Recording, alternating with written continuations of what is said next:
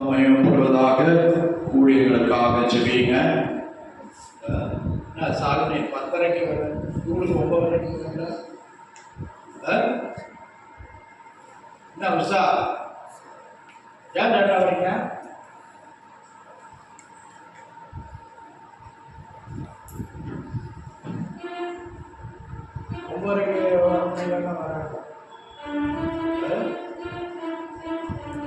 ஒன்பதரைக்குள்ள வாங்க.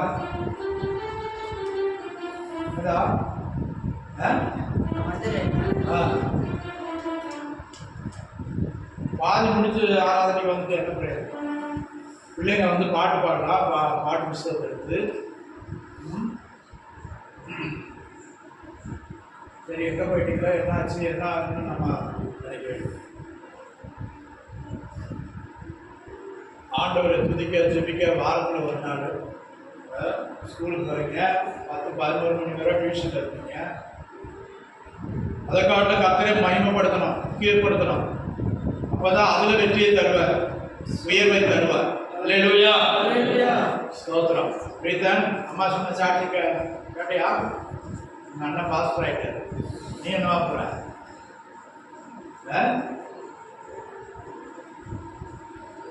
முதல்ல ஆராதனைக்கு வரக்கூடிய வேலை பாரு. கர்த்தருக்கு வைராக்கியமாக கடைசி நாட்கள் எழும்புங்க பிள்ளைங்க. அப்போ உங்க எதிர்காலத்தை ஆசீர்வதிப்பார், குடும்பங்களை ஆசீர்வதிப்பார். ஆண்டவருக்கு வைராக்கியமா எழும்புங்க. ஒன்றுமில்லாததுக்கு எங்கெங்க நடந்து போறாங்க, செருப்பு கூட இல்லாம போறாங்க. ஆண்டவருடைய காரியங்களை உண்மையா இருக்க, வைராக்கியமா இருக்க, கர்த்தர் பெரிய காரியங்களை செய்வார். ஆண்டவர் நமக்காகவும் நம்முடைய குடும்பங்களுக்காகவும் கர்த்தர் அவர் வைராக்கியம் பாராட்டுவார். அல்லேலூயா. நீங்க ஆண்டவர் காரியத்துக்கு வைராக்கியம் பாராட்டினீங்கன்னா உங்க காரியத்துல ஆண்டவர் உதவி செய்து மாத்திரமல்ல, வெற்றியை உயர்வை தருவார். அல்லேலூயா. கர்த்தருக்கு ஸ்தோத்திரம். சரி, வாசிப்போம். யாத்ரா புஸ்தகம் 25ஆம் அதிகாரம் 31ஆம் வசனம் முதல் வாசிங்க. ஒரு குத்து விளக்கையும் உண்டாக்குவாயாக. அது பொன்னினால் அடிக்கும் வேலையாய் செய்யப்பட வேண்டும். அதன் தண்டும் கிளைகளும் மொக்குகளும் பழங்களும் பூக்களும் பொன்னினால் செய்யப்பட வேண்டும். 6 கிளைகள் அதன் பக்கங்களில் விட வேண்டும். குத்து விளக்கின் 3 கிளைகள் அதன் ஒரு பக்கத்திலும், குத்து விளக்கின் 3 கிளைகள் அதன் மறுபக்கத்திலும் விட வேண்டும். ஒவ்வொரு கிளையிலே வாதுமை கொட்டைக்கு ஒப்பான 3 மொக்குகளும் ஒரு பழமும் ஒரு பூவும் இருப்பதாக. குத்து விளக்கிலிருந்து புறப்படும் 6 கிளைகளிலும் அப்படியே இருக்க வேண்டும். விளக்கு தண்டிலோ வாதுமை கொட்டைக்கு ஒப்பான 4 மொக்குகளும் பழங்களும் பூக்களும் இருப்பதாக. அதிலிருந்து புறப்படும் 2 கிளைகளின் கீழ் ஒரு பழமும், வேறு 2 கிளைகளின் கீழ் ஒரு பழமும், மற்ற 2 கிளைகளின் கீழ் ஒரு பழமும் இருப்பதாக. விளக்கு தண்டிலிருந்து புறப்படும் 6 கிளைகளும் அப்படியே இருக்க வேண்டும். அவைகளின் பழங்களும் அவைகளின் கிளைகளும் பொன்னினால் உண்டானவர்களாய் இருப்பதாக. அவைகள் எல்லாம் தகடாய் அடித்த பசு பொன்னினால் செய்யப்பட்ட ஒரே வேலையாய் இருக்க வேண்டும். அதில் 7 அவல்களை செய்வாயாக. அதுக்கு நேரெதிராய் எரியும்படிக்கு அவைகள் ஏற்றப்பட கடவது. அதில் கத்திரிகளும் சாம்பல் பாத்திரங்களும் பசு பொன்னினால் செய்யப்படுவதாக. அதையும் அதற்குரிய பனிமூட்டுகள் யாவையும் ஒரு தாளத்து பசு பொன்னினால் பண்ண வேண்டும். மலையிலே உனக்கு காண்பிக்கப்பட்ட மாதிரியின்படியே அவைகளை செய்ய எச்சரிக்கையாயிரு. அல்லேலூயா. கர்த்தருக்கு ஸ்தோத்திரம். கர்த்தர் மலையிலே ஒரு காட்சியை கொடுக்கிறார். அந்த காட்சியின்படி நீ ஒரு குத்து விளக்கை உண்டாக்க வேண்டும் என்று மோசேக்கு தேவன் கட்டளையிடுகிறார். அல்லேலூயா. அல்லேலூயா. முற்காலங்கள்ல எலக்ட்ரிசிட்டி இல்லை, சோலார் இல்லை, வேற எரிசக்தி பயன்பாடுக்கு வேற ஒன்று இல்லை. அப்போதான் ஆண்டவர் சொல்றாரு, என்ன உண்டாக்கணுமா? ஒரு குத்து விளக்கை உண்டாக்க வேண்டும். எங்க கூட போட்டுருக்காங்க இருக்கு பார்த்தீங்களா? என்ன உண்டாக்கணும்? இதெல்லாம் ஏறக்குறைய இருக்குது, ஆனால் அது இங்கே சொல்லியிருக்கிற மாதிரி இல்லை. சரி, ஃப்ளெக்ஸ் அடிக்கும் போது காட்டுனேன், ஆனால் ஒன்றுமே பைபிள்ல சொல்லி இருக்கிற மாதிரி சரியா இல்ல. அல்லேலூயா. கர்த்தருக்கு ஸ்தோத்திரம். அப்போ ஆதி காலத்துல முதல் குத்துவிளக்கு உண்டாக்குனவங்க அதான் நம்மதான் குத்துவிளக்கு உண்டாக்கி ஆலயத்துல ஆராதித்தவர்கள். அல்லேலூயா. அல்லேலூயா. இங்க எப்படி உண்டாக்க வேண்டும்? ஒரு குத்துவிளக்க எப்படி உண்டாக்கணும்? எதனால உண்டாக்கணும்? என்ன சைஸ்ல உண்டாக்கணும்? எத்தனை கிளைகள் இருக்கணும்?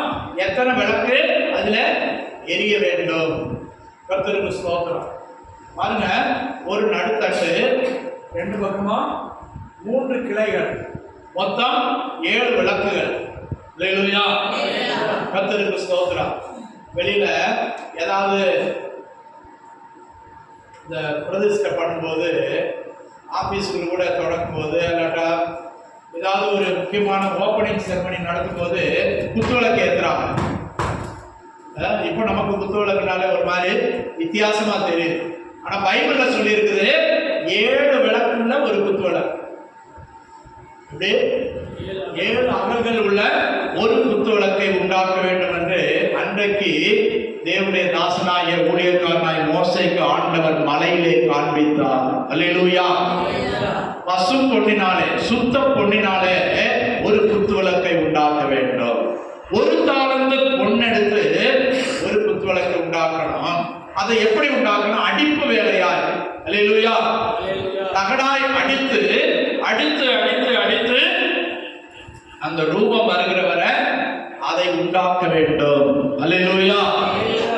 1 தாலந்து என்று சொன்னா நான் முதல்ல சொல்லி இருக்கிறேன் 36 கிலோ. இந்த குத்துவிளக்கும் அதுக்கு கத்தரி பின்னம் மற்றும் அதனுடைய உபகரணங்கள் எல்லாம் சேர்த்து 1 தாலந்து. 1 தாலந்து சொன்னேன் 36, ஏறக்குறைய 36 கிலோ.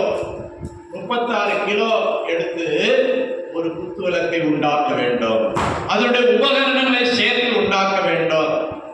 தேவனுடைய நாமம் மகிமைப்படுவதாக. இது எங்கே இருக்க வேண்டும்? பரிசுத்த ஸ்தலத்திலே எப்பொழுதும் எரிந்து கொண்டிருக்க வேண்டும். அல்லேலூயா. அல்லேலூயா. இதற்கு 6 கிளைகள் இருக்க வேண்டும். நடுத்தண்டோடு சேர்த்து 7 விளக்கு எப்போதும் எரிந்து கொண்டிருக்க வேண்டும். அல்லேலூயா. அல்லேலூயா. தேவனுடைய நாமம் மகிமைப்படுவதாக. பசு பொன்னினாலே அதை உண்டாக்க வேண்டும். தேவனுடைய நாமம் மகிமைப்படுவதாக. இவ்விதமாய் கர்த்தர் 1 தாலந்து பொன்னெடுத்து அடிப்பு வேலையாய் உண்டாக்க வேண்டும் என்று மோசேக்கு சொன்னது மாத்திரமல்ல, ஒரு சாம்பிள் காட்டினார். அதான் கடைசி வசனத்தில் சொல்லி, மலையிலே உனக்கு காண்பித்த மாதிரியின்படி உண்டாக்க எச்சரிக்கையாக இருக்க கடவா. அதுல 1 கிராமம் 1 பவுனம் கூட்டி சேர்க்க கூடாது. அல்லது நான் அடிக்கும் போது பிஞ்சு போயிடுச்சு, தங்கம் அடிக்க அடிக்க அடிக்க விரிஞ்சு கொடுக்கும். அல்லேலூயா.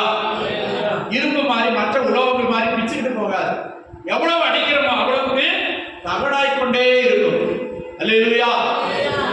பாருங்க, மொக்குகளும் பூக்களும் பழங்களும் அதெல்லாம் அதிலே செய்யணும்.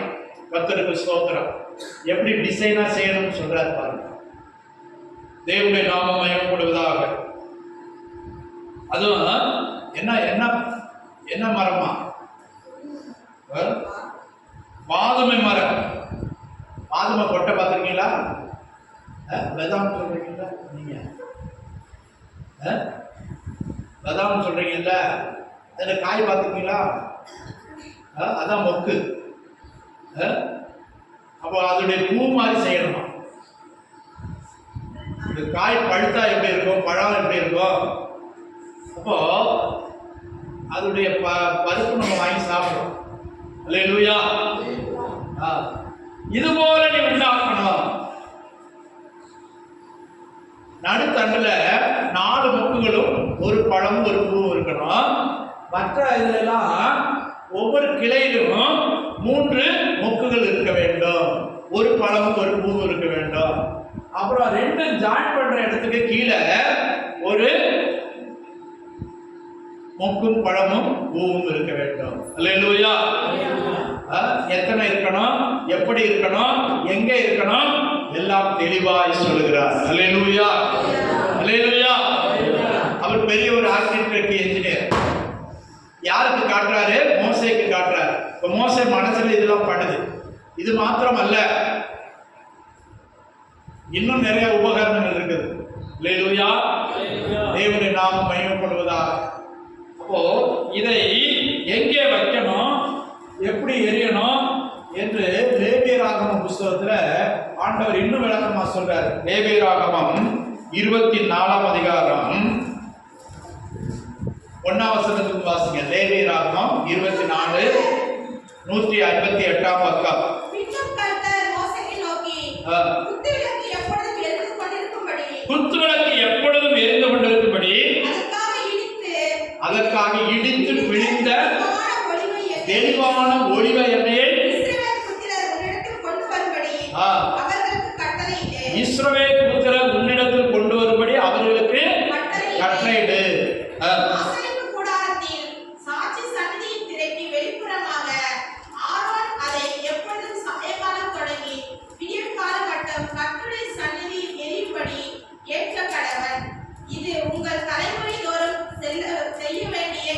செல்ல வேண்டிய நித்திய கட்டளை.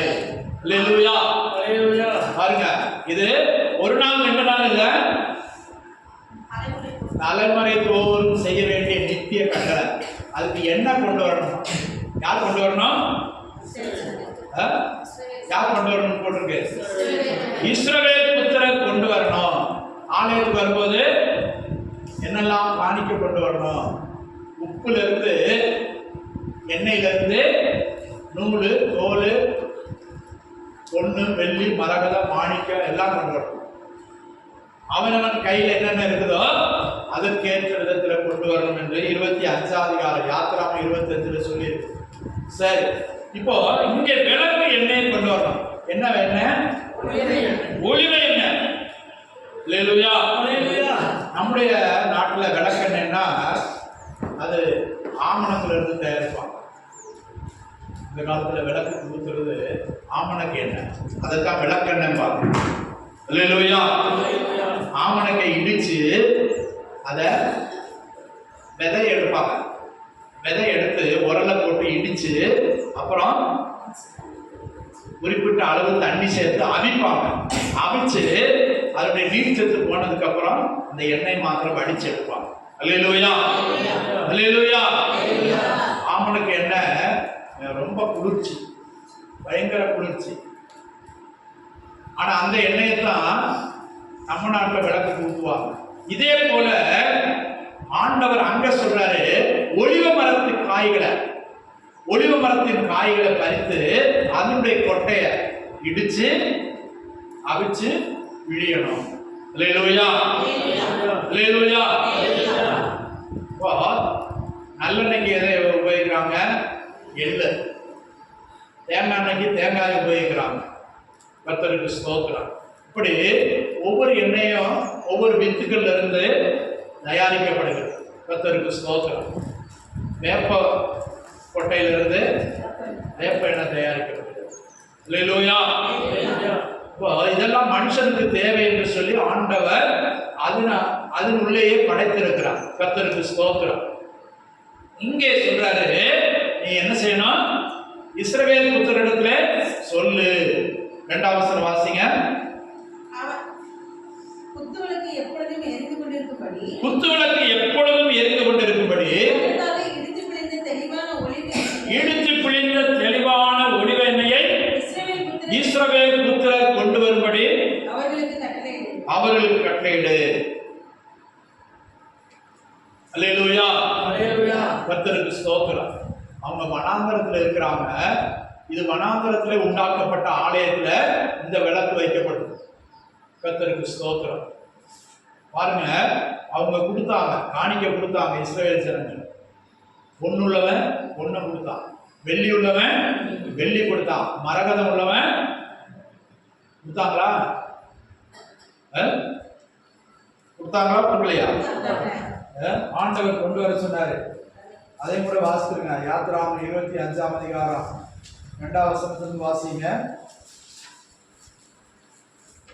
இஸ்ரவேல் புத்திரர் எனக்கு காணிக்கை கொண்டு வரும்படி இஸ்ரவேல் புத்திரர் எனக்கு காணிக்கை கொண்டு வரும்படி அவர்களுக்கு சொல்லு. மனப்பூர்வமாய் உற்சாகத்துடன் கொடுப்பவன் எவனோ அவனிடத்தில் எனக்கு காணிக்கை வாங்குவீர்களாக. மனப்பூர்வமாய், கட்டாயத்தின் பேரில் இல்ல. ஆண்டவர் காணிக்கை பெட்டி பக்கத்தில் உட்கார்ந்து யாரு? ஏசப்பா காணிக்கை பெட்டி பக்கத்துல உட்கார்ந்து காணிக்கை பார்த்தார். பணக்காரங்களாம் நிறைய போடுறத பார்த்தார். ஆனா ஒரு ஏழை விதவை 2 வெள்ளி பணம் தான் வச்சிருச்சான். அந்த பணத்தை கொண்டு போட்டுச்சான். வேற அல்ல, வீட்டுல இல்ல, பேங்க்ல இல்ல, முந்தானிலும் இல்ல. அல்லேலூயா. அந்த நபரை பார்த்து ஆண்டவர் சொன்னார், இவதான் அதிகமாய் போட்டார். இந்த அம்மா தான் அதிகமாய் போட்டது. ஏன்? இதுக்கப்புறம் இந்த அம்மாட்ட கிடைச்சா கிடைக்கட்டும், ஆண்டவர் தந்தா தரட்டும், உள்ளவே எல்லாம் போட்டு விட்டார். இங்கே ஆண்டவர் சொல்றாரு, மனப்பூர்வமாய் கொடுப்பவன் எவனோ அவனிடத்தில் நீ வாங்கு.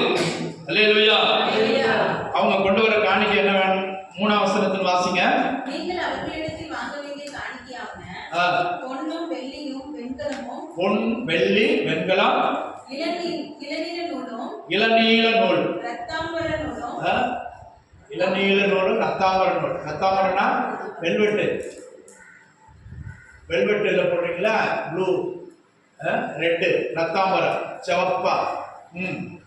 சிவப்பு நூலும், சிவப்பு நூலும், மெல்லிய பஞ்சு நூலும், மெல்லிய பஞ்சு நூலும், வெள்ளாட்டு மயிரும், சிவப்பு தீர்ந்த ஆட்டுக்கடா தோலும், தகசு தோலும், சித்தீம் மரமும், விளக்கெண்ணையும், தைலத்துக்கு பரிமள தைல வர்க்கங்களும், தூபத்துக்கு சுகந்த வர்க்கங்களும், ஏற்பத்திலும் மார்பதக்கங்களும், பரித்தி கோமேதகத்துக்கு கற்களும் ரத்தினங்களுமே. அல்லேலூயா. அல்லேலூயா. கர்த்தருடைய பரிசுத்த நாமம் மகிமைப்படுவதாக. பிரியமானவர்களே, இதெல்லாம் காணிக்கையாக கொண்டு வரும்படி நீ இஸ்ரவேல் ஜனங்களுக்கு சொல்லு. அவங்க காணிக்கை கொடுத்தாங்களா, பெட்டி நிறைஞ்சு போச்சு, எல்லாம் நிறைஞ்சு போச்சு, அப்புறம் நிறுத்துன்னு சொன்னாங்க. அப்புறம் இதெல்லாம் வனாந்தரத்துல இஸ்ரவேல் ஜனங்கள் எகிப்திலிருந்து புறப்பட்ட போது முதல் ஆலயமாகிய ஆசரிப்பு கூடாரம் செய்ய வேண்டியதற்கு இதெல்லாம் கொண்டு வாங்க அப்படின்னு சொல்லி மோசே மூலமாய் கர்த்தர் சொன்னதான காரியம். அல்லேலூயா. அல்லேலூயா. அங்க ஈவு வைக்கல, தலைக்கு இவ்வளவு கொண்டு வரணும், இல்லாட்ட குடும்பத்துக்கு இவ்வளவு கொண்டு வரணும் அப்படின்னு சொல்லி அவங்க சொல்லப்படல. மனப்பூர்வமாய் கொடுப்பவனிடத்துல நீ வாங்கு. கர்த்தருக்கு ஸ்தோத்திரம். சரி, அப்ப அதுலதான் ஒரு பொருள் என்னது? விளக்கு எரிவதற்கு எண்ணெய் கொண்டு வர சொல்லு. தேவனுடைய நாமம் மகிமைப்படுவதாக.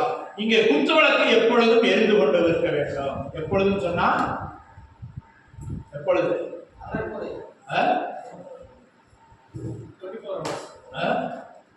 இல்ல, இரவு முழுவதும். பொழுது அடைஞ்ச உடனே அதை பொருத்தணும். இரவு முழுவதும் அது எரியணும். எங்க எரியணும்? மகா பரிசுத்த ஸ்தலத்துக்கு வெளியில. அந்த குத்து விளக்கு வெளிச்சம் தான் முழு சபைக்கும், முழு ஆலயத்துக்கும். அல்லேலூயா. முழு ஆலயத்தை பிரகாசிக்கிறது எது? இந்த ஒரே குத்து விளக்கு தான். அல்லேலூயா. தேவனுடைய நாமம் மகிமைப்படுவதாக. இப்போ 7 விளக்கு அணையாமல் எரிந்து கொண்டே இருக்க வேண்டும். வெளிப்படுத்தல சொல்லப்பட்டிருக்கிறது, அவர் குத்து விளக்குகள் மத்தியிலே உலாவுகிற தேவன். அல்லேலூயா. அல்லேலூயா. வாசிங்க 1ஆம் அதிகாரம், வெளிப்படுத்தல் 1ஆம் அதிகாரம். என் வலது கரத்தில் அது இல்ல, 12ஆம் வசனத்திலிருந்து வாசிங்க. அப்பொழுது என்னுடனே பேசின சத்தத்தை பார்த்து திரும்பினேன். திரும்பின போது 7 பொன் குத்து விளக்குகளையும், 7 பொன் குத்து விளக்குகளையும், அந்த 7 பொன் குத்து விளக்குகளின் மத்தியிலே நிலையங்கி தரித்து பொற்கச்சை மார்பருகே ஷால் தான். ஆனா அந்த எப்படிப்பட்ட சாலை? பொற்கச்சை. பொற்கச்சை என்னது? கசவு சொல்றாங்கல்ல, வெள்ளி சருக, பட்டு சருக. ஆனா ஆண்டவர் எதை கட்டியிருந்தாரா? பொற்கச்சை கட்டியிருந்தாரா மார்பருக்கு. சரி, அவர் இப்ப எங்க இருக்கிறாரு? 7 குத்து விளக்குகளின் மத்தியிலே. அல்லேலூயா, அல்லேலூயா. அதுல 20ஆம் வசனம் வாசிங்க. இப்போ என் வலது கரத்தில் நீ கண்ட 7 நட்சத்திரங்களின் ரகசியத்தையும் 7 பொன் குத்துவிளக்குகளின் ரகசியத்தையும் எழுது. அந்த 7 நட்சத்திரங்களும் 7 சபையின் தூதர்களாம். 7 சபையுடைய ஊழியக்காரர், தூதர்கள், தூது பேசுற தூதர்கள். நீ கண்ட 7 குத்துவிளக்குகளும் 7 சபை. அல்லேலூயா, அல்லேலூயா. குத்துவிளக்கு எதற்கு? இருளிலே பிரகாசிப்பதற்கு. அல்லேலூயா. சபையில கர்த்தர் நம்மை குத்துவிளக்காய் வைத்திருக்கிறார். அல்லேலூயா, அல்லேலூயா. பாருங்க, கீழே ஒரு பாதம் இருக்கு. கீழே ஒரே ஒரு அடித்தளம் மாத்திரம் தெரியுதான்னு தெரியல. கீழே ஒரே ஒரு பாதம், அதுக்கு மேலதான் இந்த குத்துவிளக்கு 7 நிற்கிறது. அது எதை காட்டுகிறது என்றால் கிறிஸ்துவை காட்டுகிறது. அல்லேலூயா, அல்லேலூயா. கிறிஸ்துதான் சபைக்கு அஸ்திவாரம், கிறிஸ்துதான் சபைக்கு மூளைக்கல், கிறிஸ்துதான் சபைக்கு முன்னோடி, கிறிஸ்துதான் சபையை தாங்குகிறார், ஏந்துகிறார், சுமக்கிறார். கிறிஸ்துதான் சபைக்காக ஜீவனை கொடுத்தார். அல்லேலூயா, அல்லேலூயா. கர்த்தருக்கு ஸ்தோத்திரம். பிரியமானவர்களே, அதன் மேலதான் இந்த குத்துவிளக்கு நிற்கிறது. அதன் மேலதான் இந்த குத்துவிளக்கு எரிந்து கொண்டு இருக்கிறது. தேவனுடைய நாமம் மகிமைப்படுவதாக. குத்துவிளக்கு உங்க கண் முன்னால் இருக்குதா? தெரியுதா? நம்ம தெரியுதா? குத்துவிளக்க மனசுல வச்சுக்கோங்க. அல்லேலூயா. அப்ப அடிப்பாகம் எதை காட்டுகிறது? கர்த்தராகிய இயேசு கிறிஸ்து நம்முடைய ரட்சகர், நம்மை ரட்சித்தவர் யாரு? கர்த்தராகிய இயேசு. கிருபையினாலே ரட்சிக்கப்பட்டீர்கள், இது உங்களால் உண்டானதல்ல, தேவனுடைய ஈவு. அல்லேலூயா. எபேசியர் 2ஆம் அதிகாரத்துல 7ஆம் வசனத்துல 5ஆம் வசனத்துல வாசிக்கிறோம். இது நம்மளால் உண்டானதல்ல. நாம் எங்கே இருந்தோம், எப்படியோ இருந்தோம், யாரோ இருந்தோம். நம்முடைய முன்னோர்கள் 3-4 தலைமுறைக்கு முன்னால பார்த்தா தேவனை அறியாதவர்களாய் இருந்தோம். ஆனால் இப்போது கர்த்தருடைய வெளிச்சம் பிரகாசித்ததினால நாம் தேவனை அறியும்படி, ஆராதிக்கும்படி கர்த்தர் நமக்கு பாக்கியத்தை தந்திருக்கிறார். கிறிஸ்து நம்மை தேடி இந்த பூமிக்கு வந்ததினால நாம் ரட்சிக்கப்பட்டிருக்கிறோம். அல்லேலூயா, அல்லேலூயா. ஒரு காலத்திலே ரட்சிப்பு இஸ்ரவேலருக்கு மாத்திரம்தான் இருந்தது, தேவனும் ஆராதனை அவர்களுக்கு மாத்திரம்தான் இருந்தது. ஆனால் இந்த புதிய ஏற்பாட்டு காலத்துல கிருபையினாலே நம்மை ரட்சித்திருக்கிறார். அல்லேலூயா. வாசிங்க. கிருபையினாலே விசுவாசத்தை கொண்டு ரட்சிக்கப்பட்டீர்கள். இது உங்களால் உண்டானதல்ல, தேவனுடைய ஈவு. அல்லேலூயா. சபையை தாங்கி நிற்பவர், சபையின் அஸ்திவாரம், சபையின் மூளைக்கல். இன்னும் சொல்ல போனா ஆண்டவர் மத்தேயு 16ஆம் அதிகாரம் அதுல சொல்லியிருக்கிறாரு, என் சபையை நான் கட்டுவேன். அல்லேலூயா, அல்லேலூயா. பாதாள வாசல்கள் அதை மேற்கொள்வதில்லை. வாசிங்க, கீழே இருப்பாங்க. மேலும் நான் உனக்கு சொல்லுகிறேன், பேதுருவாய் இருக்கிறாய், இந்த கல்லின் மேல் என் சபையை கட்டுவேன், பாதாளத்தின் வாசல்கள் அதை மேற்கொள்வதில்லை. இந்த கல்லின் மேல் சபையை கட்டுவேன். நீ பேதுருவாய் இருக்கிறார். பேதுருன்னா பாறை துண்டு, உடைக்கப்பட்ட ஒரு பாறை, பீஸ் ஆஃப் ராக். நிறைய பேர் தவறா உபதேசம் பண்றாங்க. பேதுரு மேல ஆண்டவர் சபையை கட்டிட்டார். நீ பேதுருவாய் இருக்கிறாய். அல்லேலூயா. பேதுருன்னா என்னது? பாறை துண்டு. அதனுடைய அர்த்தம் ஒரு பெரிய பாறையிலிருந்து உடைக்கப்பட்ட ஒரு பீஸ், ஒரு கல்லு. அல்லேலூயா. இந்த கல்லின் மேல் தன்னை தான் சொல்றாரு. பேதுரு மேல கட்டியிருந்தா இன்னைக்கு ஷேர் ஆகிட்டு அல்லேலூயா. நிறைய ஊழியக்காரங்க தவறா உபதேசம் பண்றாங்க. பேதுரு மேல சபையை கட்டிட்டாரு. அல்லேலூயா. நல்லா புரிந்து கொள்ளுங்க. இந்த கல் எந்த கல்?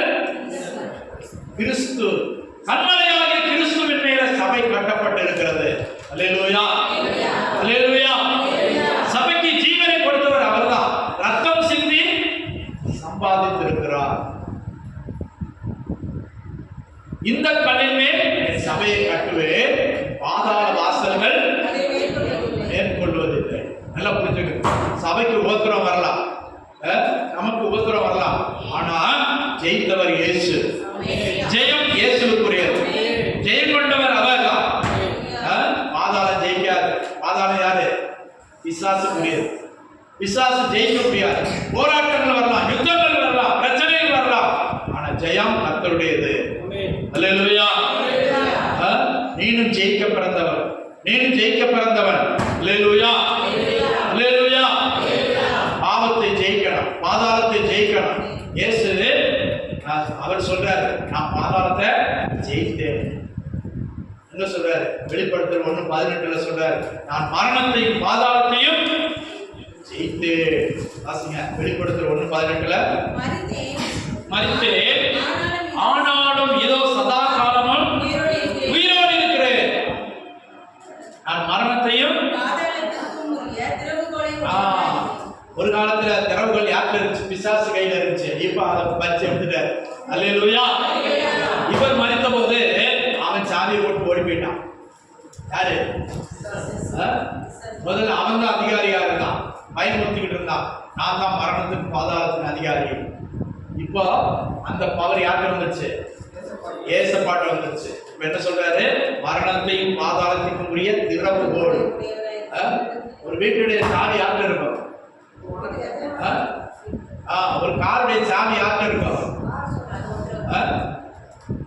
யார்கிட்ட இருக்கும்? கார் ஓனர்ல தான் இருக்கும். வெளியே வந்தாலும் என்ன செய்யறாங்க? இப்போ ஒரு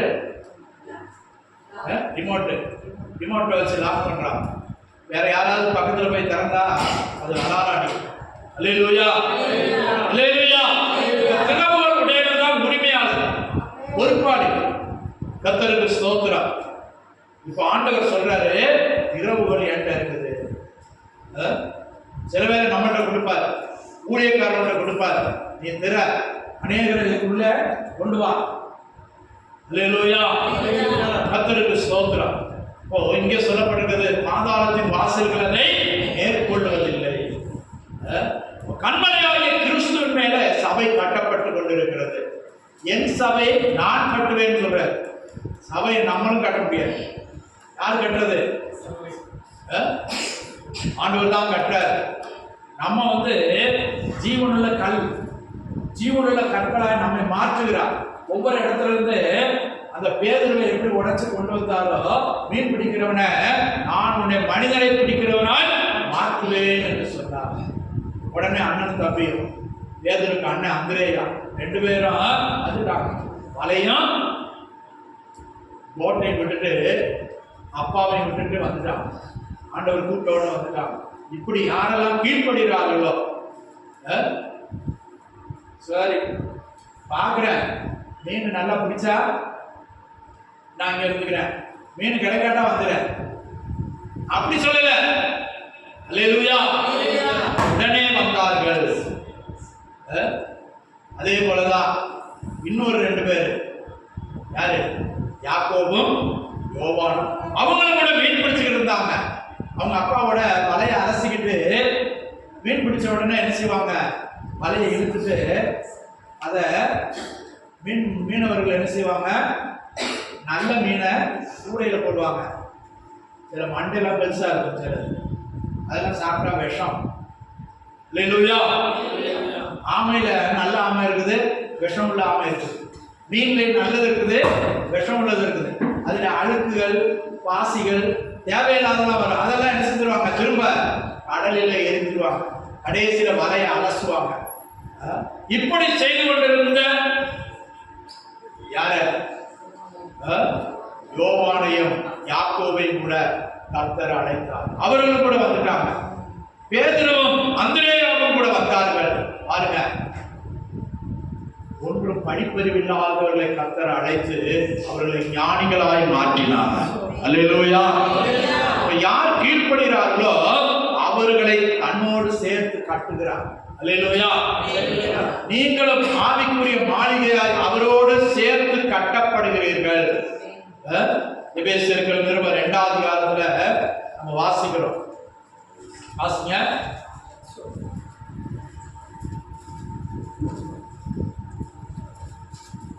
16ஆம் வசனமா?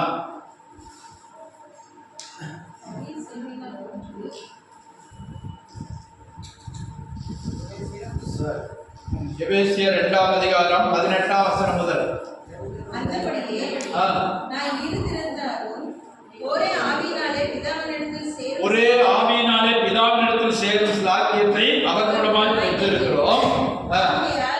நீங்கள் இனி அந்நியரும் பரதேசிகளும் இராமலும் பரிசுத்தவான்களோட ஒரே நகரத்தார் தேவனுடைய வீட்டாருமாய் இருந்து அப்போஸ்தலர் தீர்க்கதரிசிகள் என்பவர்களுடைய அஸ்திபாரத்தின் மேல் கட்டப்பட்டவர்களாய் இருப்பீர்கள்.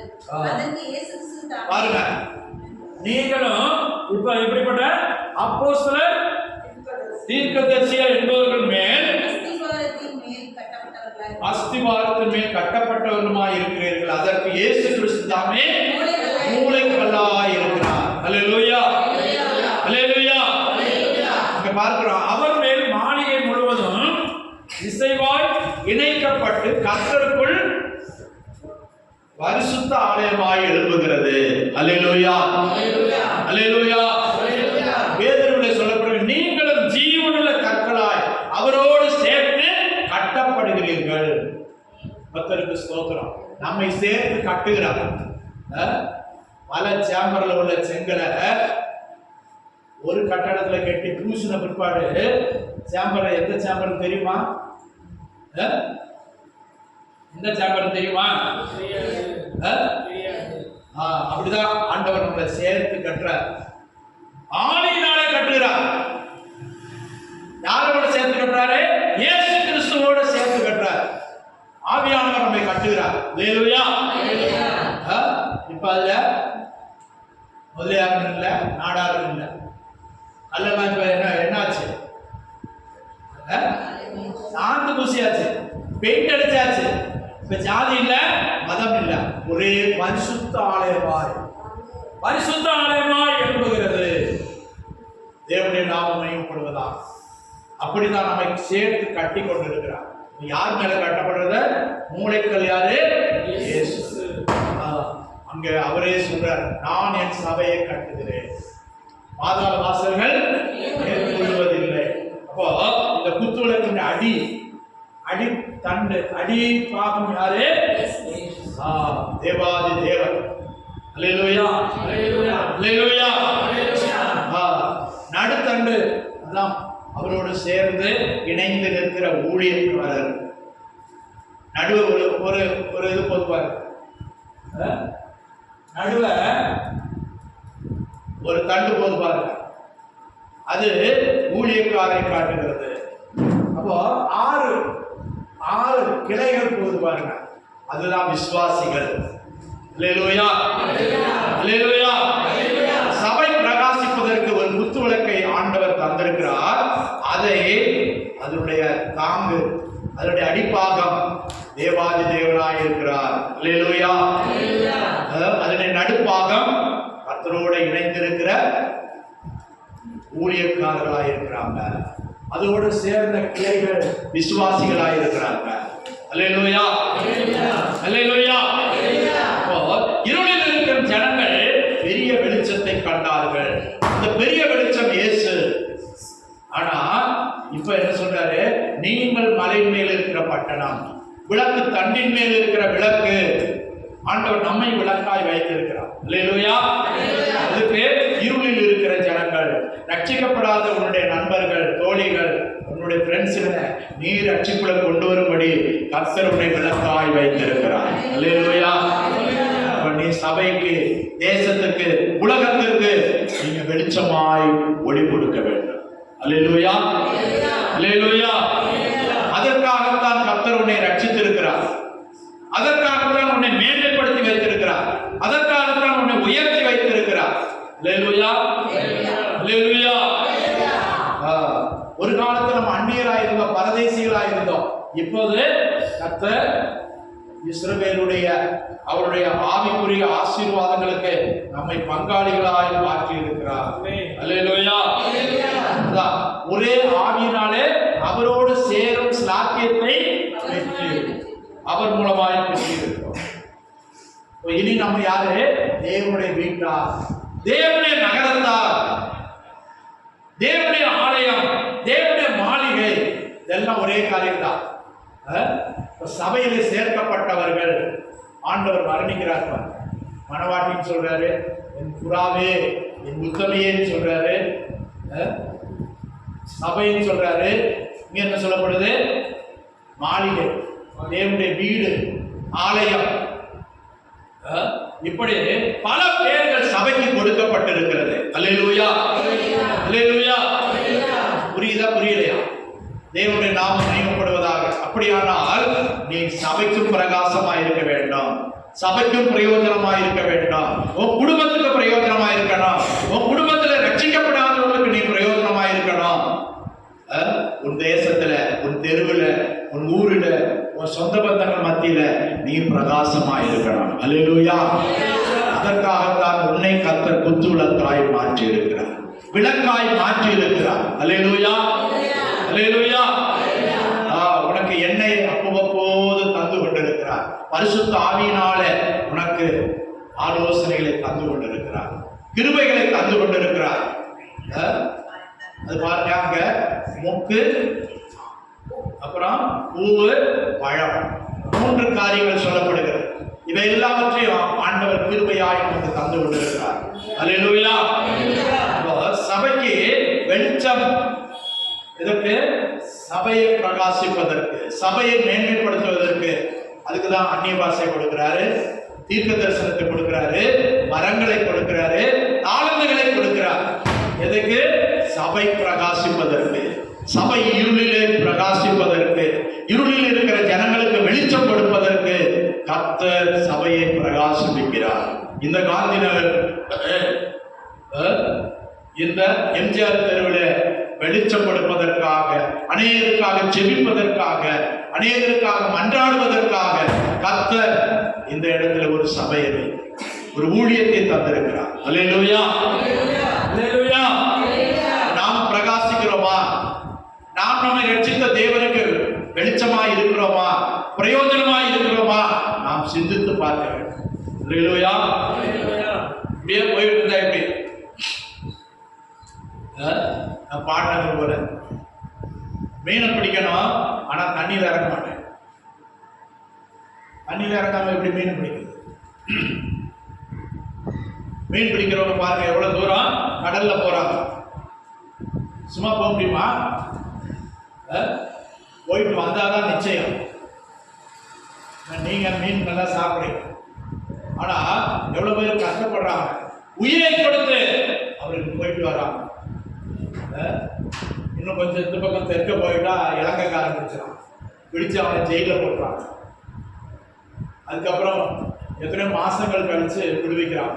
அதுவும் போட்டு வரையெல்லாம் தரமாட்டான், ஆளை மாத்திரம் விடுவிக்கிறான். பிரியமானவர்களை பாருங்க, இப்ப மீன் பிடிக்கிறதுல எவ்வளவு பிரச்சனை, எவ்வளவு சிக்கல், எவ்வளவு போராட்டம். வீட்டுக்கு வந்தாதான் நிச்சயம். அல்லேலூயா, அல்லேலூயா. ஒரு தொழிலை செய்வதற்கு எவ்வளவு பிரயாசப்படுறாங்க, எவ்வளவு கஷ்டப்படுறாங்க. தேவனுடைய நாமம் மகிமைப்படுவதாக. இப்போ உன்னையும் என்னை ரட்சிப்பதற்காக இயேசு எவ்வளவு பிரயாசப்பட்டார், இயேசு எவ்வளவு முயற்சி எடுத்தார். பாருங்க, பரலோகம் விட்டு கீழே இந்த ஈனமான பூமிக்கு வந்தார், தன்னையே தாழ்த்தினார். ஒரு தாயின் வயிற்றுல அவர் தன்னை ஒடுக்கி 10 மாசம் அமைதியா இருந்தார். ஒரு தேவாதி தேவன், எல்லாம் தெரிஞ்சவரு, எல்லாம் படைச்சவரு, எப்படி இருந்தாலும் தன்னை அடக்கி ஒடுக்கி ஒரு தாயின் கற்பனை எவ்வளவு, அதுக்குள்ள அடக்கி ஒடுங்கி இருந்தார். இதெல்லாம் யோசிப்பீங்களா? யோசிச்சிருக்கீங்களா? இப்போ அவர் தன்னுடைய வேலையை செய்வதற்காக இந்த பூமிக்கு வருவதற்காக தன்னை தாழ்த்தினார். சும்மா சாதாரண தாழ்மை அல்ல, மரண பரியந்தம், சிலுவையின் மரண பரியந்தம் தன்னை தாழ்த்தினார். அந்த வேலையை முடிச்சு வெற்றி சிறக்கிறவரை தன்னை தாழ்த்தினார். எவன் என்னென்ன பேசுறானோ அதுக்கெல்லாம் பதில் பேசுறேன். வாய் திறவாத சத்தமிடாத ஆட்டை போல் இருந்தார். எதற்காக? ஒரு வெற்றியின் இலக்கை அடைவதற்காக. அல்லேலூயா. அது என்ன இலக்கு? உன்னையும் என்னை ரட்சிப்பதற்காக.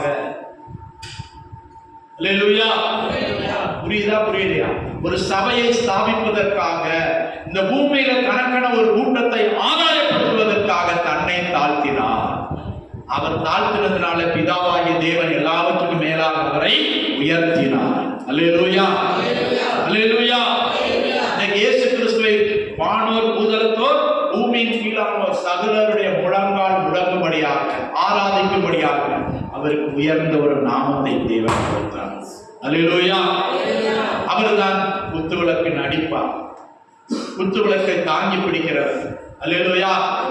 உன்னை இம்மட்டுமாய் நிலைநிறுத்தினவர் அவர்தான். உன்னை இம்மட்டுமாய் பிரகாசிக்க செய்தவர் அவர்தான். இம்மட்டும் உனக்கு நம்பிக்கையை தந்தவர் அவர்தான். உனக்கு ரட்சிப்பை தந்தவர் அவர்தான். அல்லேலூயா.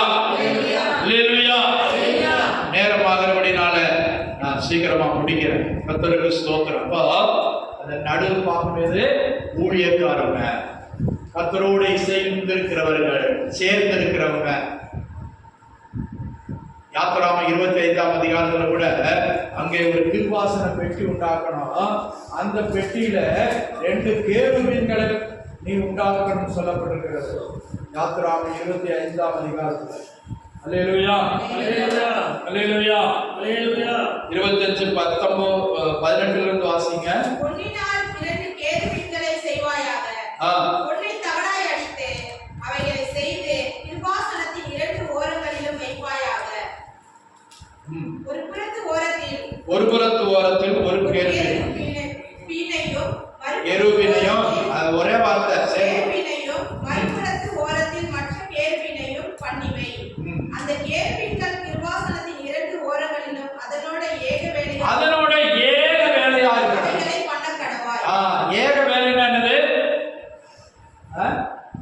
இது தனியா அது தனியா வச்சு ஒட்ட வைக்கிறது இல்ல, 2ஐயும் சேர்த்து செய்யணும். அல்லேலூயா. ஏக வேலையா இருக்க வேண்டும். கிருபாசனங்கிறது ஒரு பெட்டியிட மூடி, பெட்டியிடையா மூடி. அது என்ன செய்யணும்? மொத்தம் எல்லாத்தையும் பொன்னால செய்யணும். பெட்டிய சித்தி மரத்தால, சாரி, பெட்டி, அந்த கிருபாசனம், அதுக்கு மேல 2 கேருபீன்கள், எல்லாத்தையுமே ஒரே பொன்னால செய்யணும். அல்லேலூயா. அது எதை காட்டுதுன்னா, அதான் நான் முதல்ல சொன்னேன், கிறிஸ்துவோடு இணைந்து இருக்கிற ஊழியர்கள். அல்லேலூயா.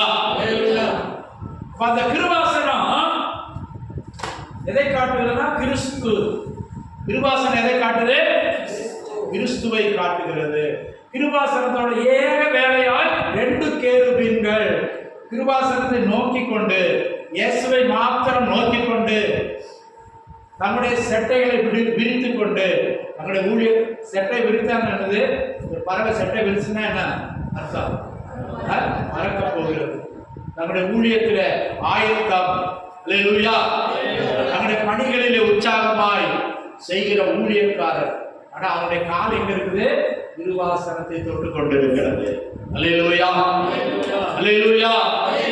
2 கேருபீன்களை அமிதமாய் செய்யும்படி சொன்னார். கர்த்தருக்கு ஸ்தோத்திரம். அதான் குத்துவிளக்கு கூட நடுப்பா, அந்த பாதத்தோட சேர்ந்து இருக்கணும். நடுத்தண்டு. புரிகிறது என்று நான் விசுவாசிக்கிறேன். அல்லேலூயா. அந்த தண்டோட சேர்ந்து இலைகள் காணப்பட வேண்டும். பிரியமானவர்களே, ஊழியக்காரர்களோடு சேர்ந்து இணைந்து செயல்பட வேண்டும். கர்த்தருக்கு ஸ்தோத்திரம். நீ பிரகாசித்தாலும் சரி, கர்த்தர் உனக்கு கிருபைகளை தந்தாலும் சரி, வரங்களை தந்தாலும் சரி, ஊழியர்களை தந்தாலும் சரி, யாரோடு சேர்ந்து செய்யணும்? ஊழியக்காரர்களோடு சேர்ந்து இணைந்து செய்யணும். அல்லேலூயா.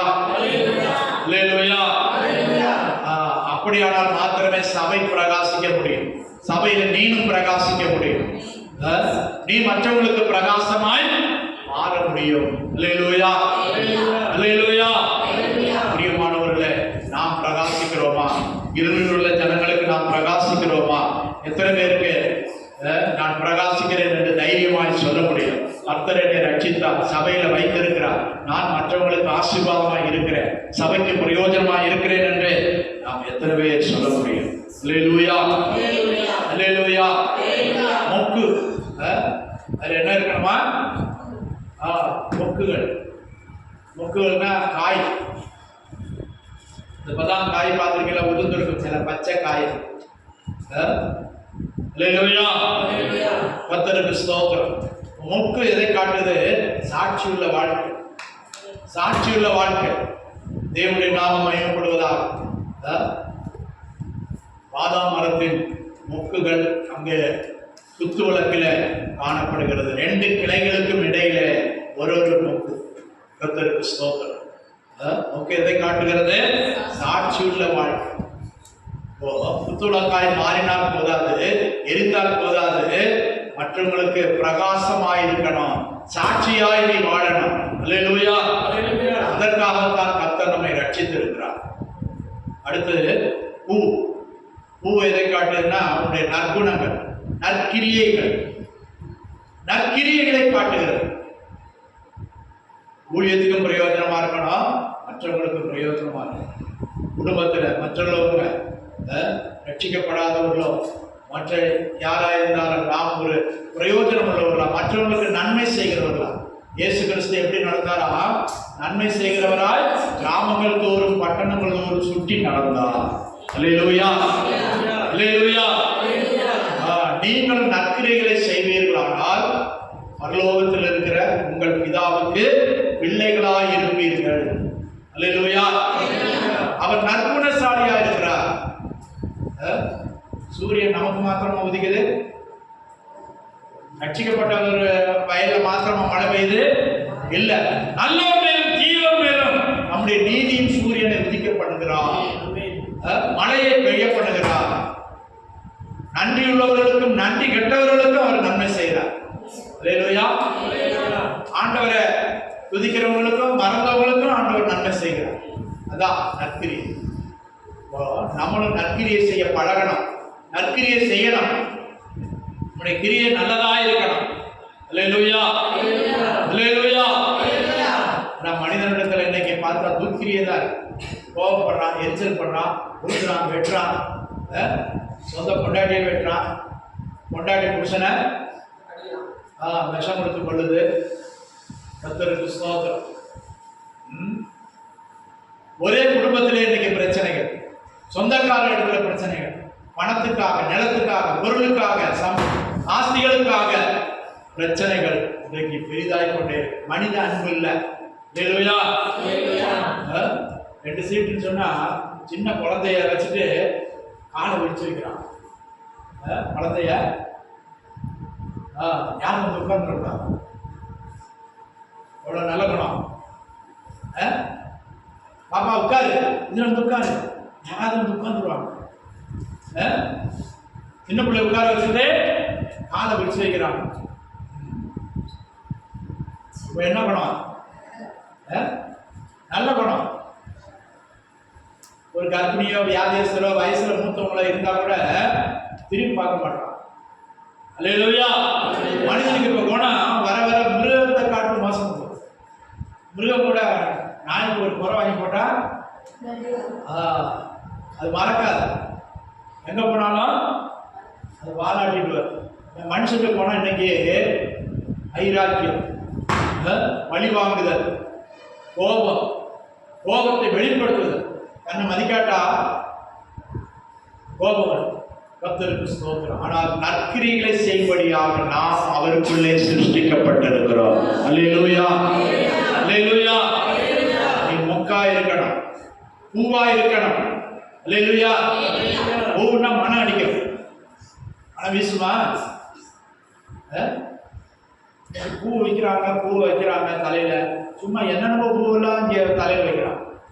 மனமே இல்லாத பூவெல்லாம் சோத்திரம். கிணத்து காட்டுல இருக்கும், காட்டுல இருக்கும், அந்த பூவெல்லாம் இப்ப சேர்த்து வைக்கிறான். பூ ஆனா மனம் இல்லை. ஆனா இங்க என்ன சொல்றது, பூ எதை காட்டுது? நற்கிரியைகள். நீ பூவா தான் மடக்கணும். அல்லேலூயா. சம்மங்கி பூவா சிவப்பா அதுக்கு தண்டு வேறு இலை எல்லாமே மணக்கும். அல்லேலூயா. சிலது பூவா இருக்கும், மனமே இருக்காது.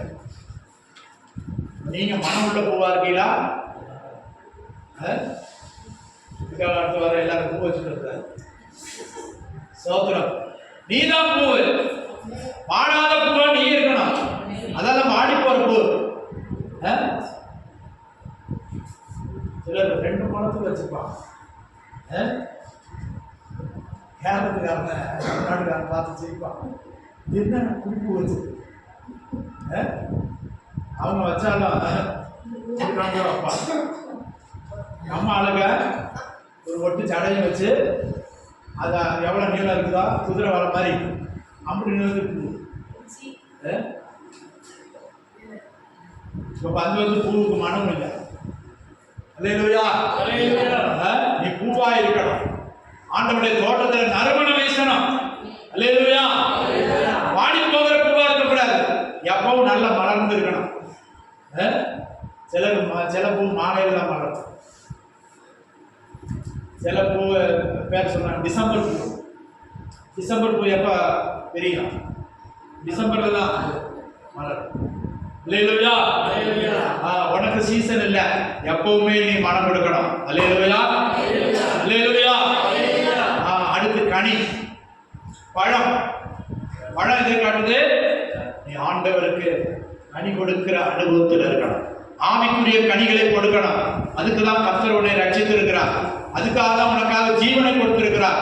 ரத்தம் சிந்தி மீட்டு இருக்கிறார். அல்லேலூயா. மறந்துடாதீங்க. மொக்கு எதை காட்டுது? சாட்சி உள்ள வாழ்க்கை. பூ எதை காட்டுது? நற்கிரியைகளை காட்டுகிறது. கனி, நீ ஆவிக்குரிய கனி கொடுக்கிறவர்களாக இருக்கணும். மற்றவங்களுக்கு பிரயோஜனமாக இருக்கணும். அல்லேலூயா. ஆண்டவர் கனியை தேடி வருகிறார். கனியை தேடி வருகிறார். கனி இருக்குதா?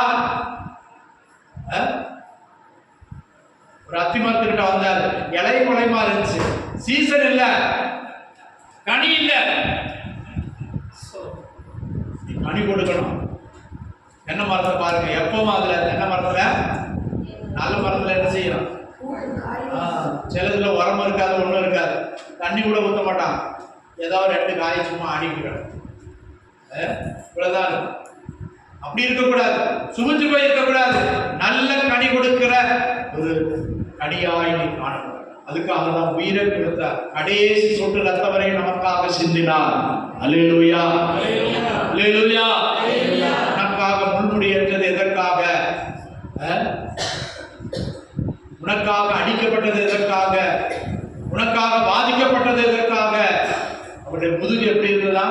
உழுகிறவனுடைய படைச்சால்களை போல இருந்தது. அல்லேலூயா. அல்லேலூயா. கர்த்தருக்கு ஸ்தோத்திரம். அந்த குத்து விளக்குகளை மொக்குகளும் பூவும் பழமும் உண்டாயிருந்தது. கர்த்தர் கனியை தேடி வருகிறார். இந்த ஆண்டுல 2வது மாசம் ஆயிடுச்சு. பூ இருக்குதா? பூவாது இருக்குதா? காய் காய்ச்சி இருக்குதா? இன்னும் மொட்டையா தான் இருக்குதா? முருங்கைக்காய் வரும்னு பார்த்தா எல்லாம் இலை வருது, பூச்சிப்படி.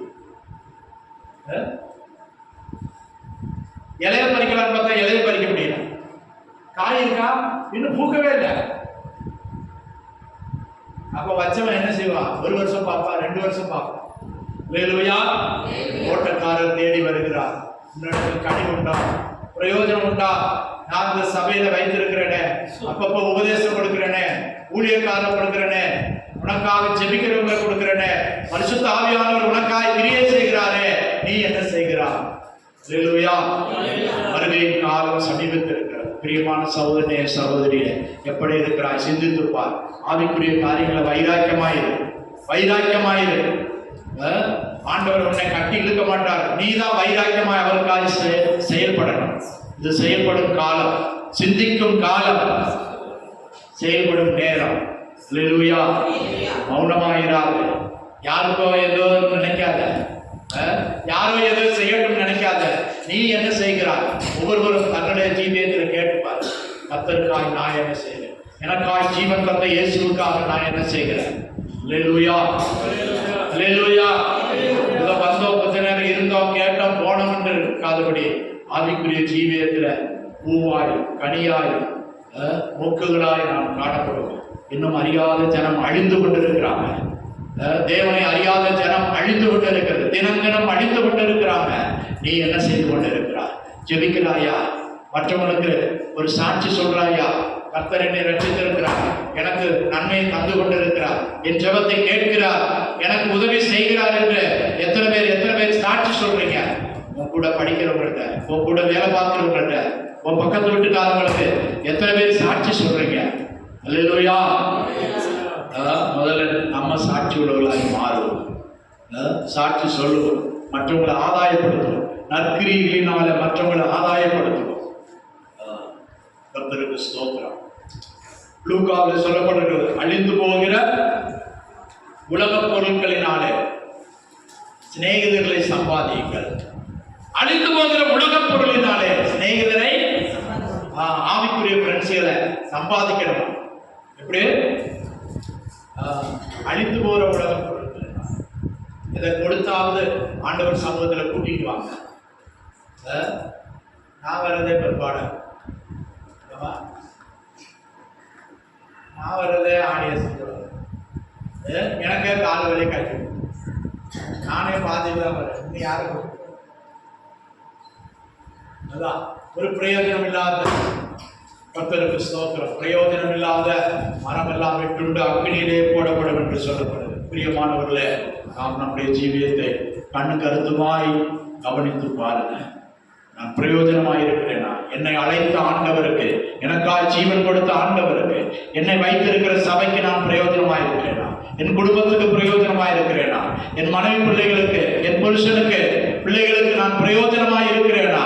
என் வீட்டாளர்களுக்கு, உறவினர்களுக்கு, என்னுடைய சொந்த பந்தங்களுக்கு நான் பிரயோஜனமாய் இருக்கிறேனா? ஒளி வீசுகிறேனா? அல்லேலூயா, அல்லேலூயா. ஒளி வீசுகிறேனா என்று பார்ப்போம். இருளில் இருக்கிற ஜனங்களுக்கு வெளிச்சமாய் இருக்கும்படி கர்த்தர் நம்மை ரட்சித்திருக்கிறார், நம்மை அபிஷேகம் பண்ணி இருக்கிறார், ஆவிக்குரிய கிருபைகளை தந்திருக்கிறார், ஆவிக்குரிய வரங்களை தந்திருக்கிறார், ஆவிக்குரிய ஊழியத்தை தந்திருக்கிறார்.